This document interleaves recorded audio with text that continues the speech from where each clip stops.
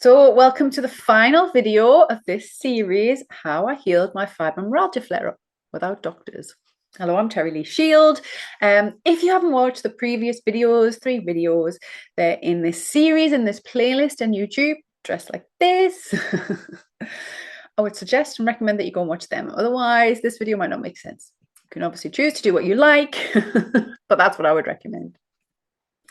If you choose to join us over at Love School, loveschool.uk/flare-up, I'll link that.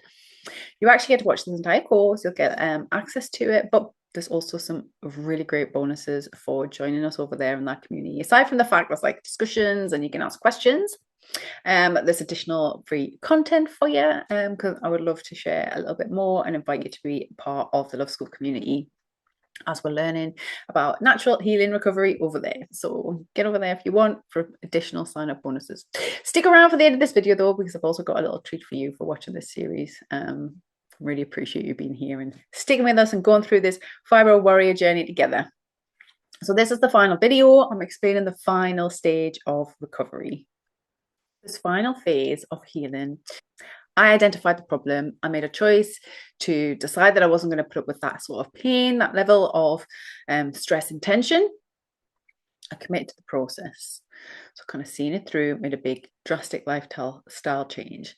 Next phase is to like expand that into a way of being. It's like your new identity, or became my new identity.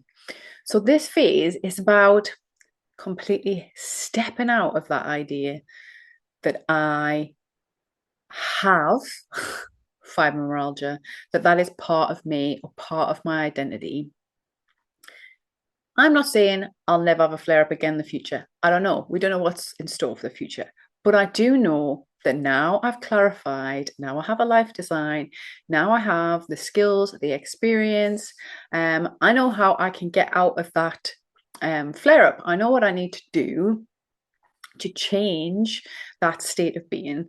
So once all that like fear and everything is released, like there's no point holding on to it as like a label or something to describe myself with.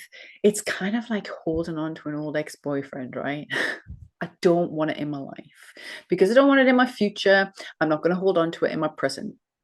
So rather than affirm through my words that I have this condition or try to engage in any way through having this, I just let it go and consider myself now recovered, healed, well. I have normal aches and pains. They happen, especially because I'm still like in a process of building up all my strength. Now I'm much more back to like what I was pre all the events that led up to the flare up and everything, like physically, mentally, emotionally, all that. Calm my nervous system. If anything comes up, I'm still addressing it. But rather than tap into the idea, the thought, or confirming that this is anything to do with fibromyalgia, because I don't want that chronic condition in my life, in my head, in my body, I just deal with it as it comes up. So sometimes I've been getting into a routine of doing bioenergetics, which I'm a big fan of bioenergetic exercises. They're just small exercises that can kind of like calm your nervous system, move your energy better, get your energy flowing. So I've started doing more of them. If I need to do trauma release exercises, if I start to feel any tension or stress that are linked to trauma, rather than me internalizing it and getting that stuck in my body again, doing trauma release exercises, getting that out of my body at the first signs. And sticking to this new routine, making sure that I'm looking after my nutrition, that I'm looking after my movement, make sure I'm getting plenty of movement in, that I'm not overdoing it, I'm not underdoing it, keeping myself in balance. And literally this like embodiment of the identity is the next final phase.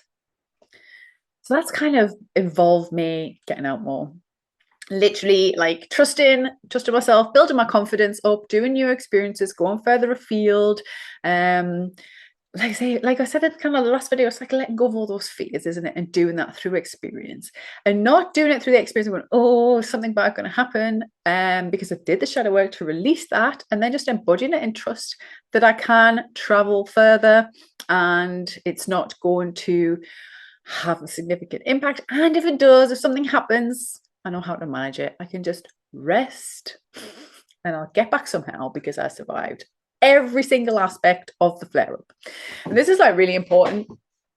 I think as a part of recovery, acknowledging I survived it, that it didn't kill me. And yes, it was horrible. Yes, it was painful at times, but it's in the past now.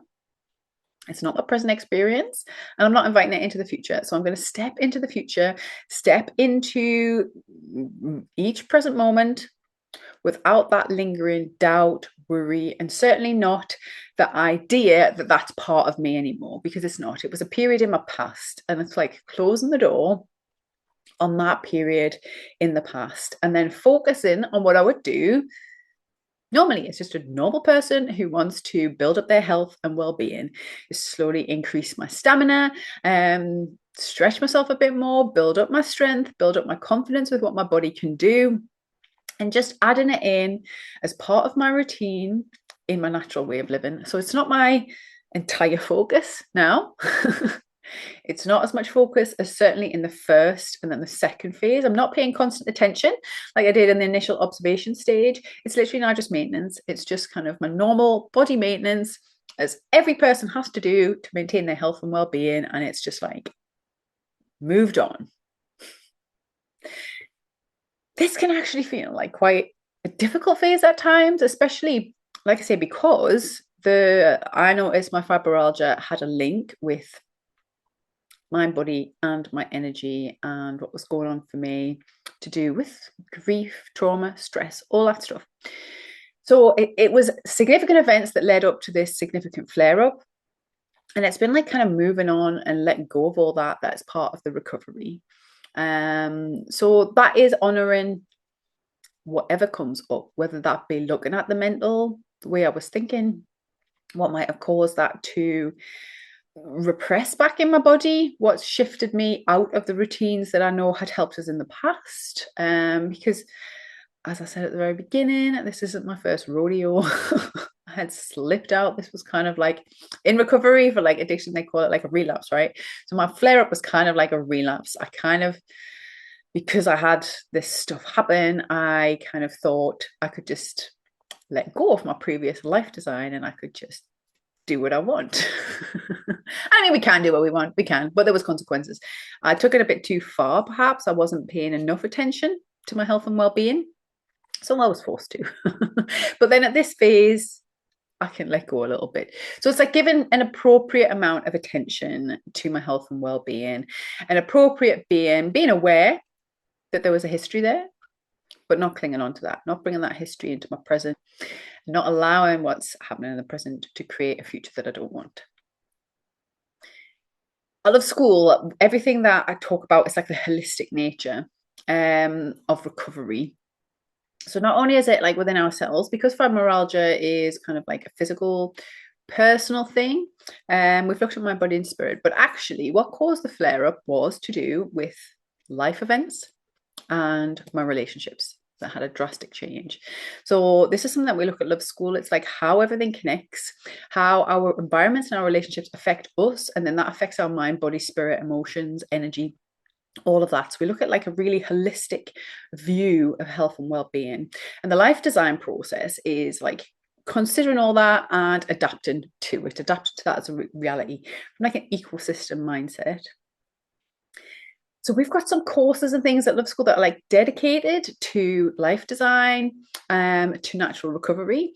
But we've actually got a really great bundle, which I absolutely love, which is called Recovery by Design. And that's where we bring together like literally life design tools, because we've developed tools, different ways of looking at energy, different ways of like planning, strategizing, considering a recovery journey, anything energetic really. Life design can be like any natural system, any natural energetic system that needs to be either maintained, developed, adjusted. We look at like the energy in different ways. There's different tools depending on what it is you want to create and design. But in the Recovery by Design bundle, it's like focused on how you use that for recovery. And that can be recovery from all sorts of things. It can be through a grief process. It can be through a massive lifestyle change, which was kind of what caused my flare up. It can be to do with a flare up like this, a chronic health flare up, mental health recovery, addiction recovery.